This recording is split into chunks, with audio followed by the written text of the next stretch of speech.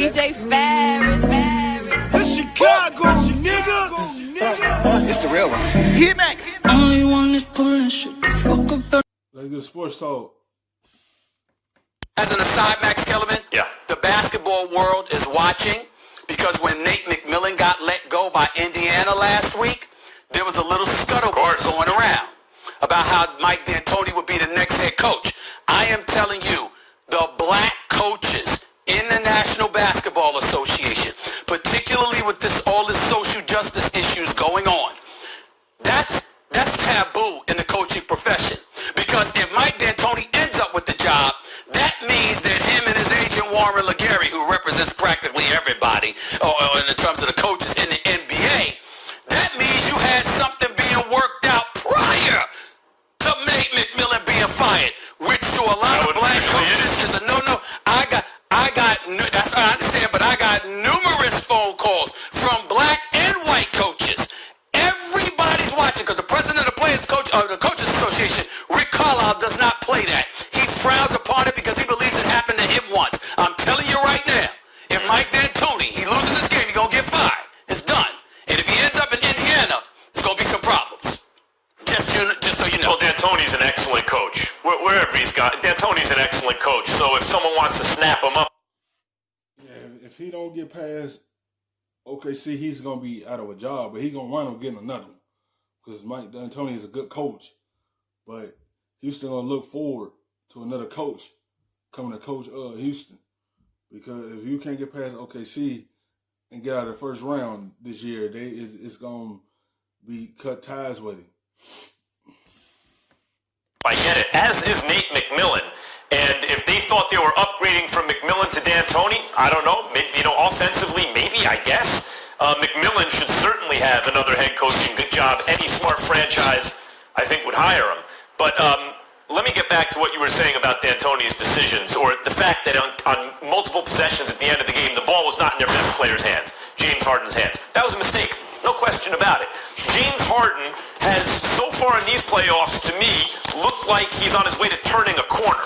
I've been talking about choking. Harden has choked so often in the playoffs. And by that I mean, not just in big moments, Stephen A., not, turning the ball over, missing the shot, all those kind of things. And he has in key moments throughout his career, but also simply not being as effective in the postseason as he is in the regular season. Going from MVP just to All-Star. That hasn't been the case this postseason.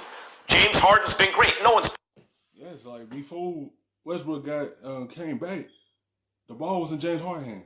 It should have been his hands at the last moment. Instead of Westbrook's hand, and you see what happened in the turnover, and it caused the game.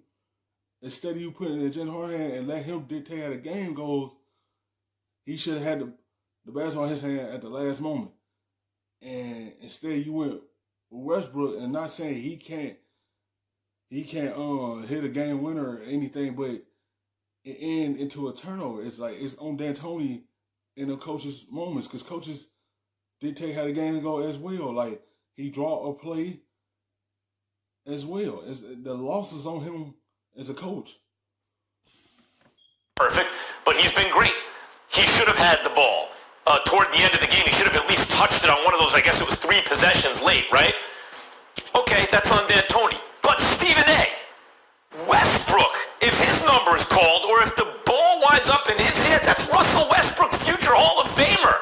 That's Russell Westbrook in certain respects having the most impressive season of his career, considering all the things he had to do in order to fit in with James Harden and the way he's been playing winning basketball.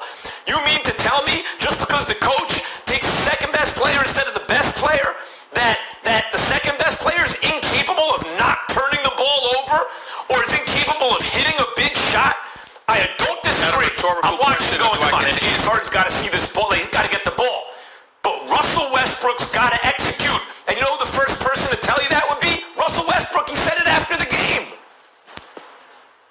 With all due respect, I don't give a damn what Russell Westbrook has to say about his performance in the aftermath of the game. Obviously, he didn't make the mistakes intentionally. We know he's phenomenal, and we know in most situations there's nothing wrong with depending on him. If he were playing for the Oklahoma City... That's why you got to learn how to pace yourself. once Russ Westbrook get the basketball in his hand, he's going end to end. Like, he's not stopping.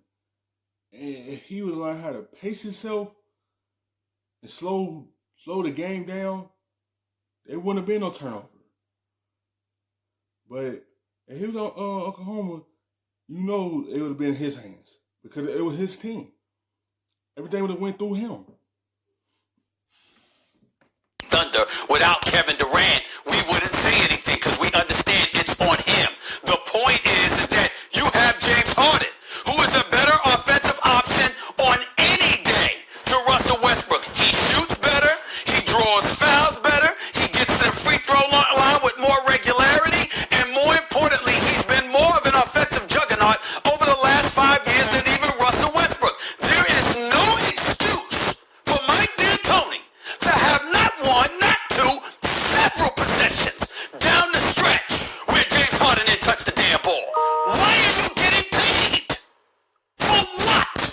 You don't know to get James Harden the ball? To that point, Stephen A. D'Antoni has now lost 5 consecutive games when facing elimination by an average of 17 points. Game 7 is Wednesday on ESPN. Stephen A., I just need to mention the fact you really rolled that R well when you said Dallinari earlier. That was very, very impressive. You're really doing well with all your accents. I just thought Southern Steve, and now we have Italian Steve. It's very impressive.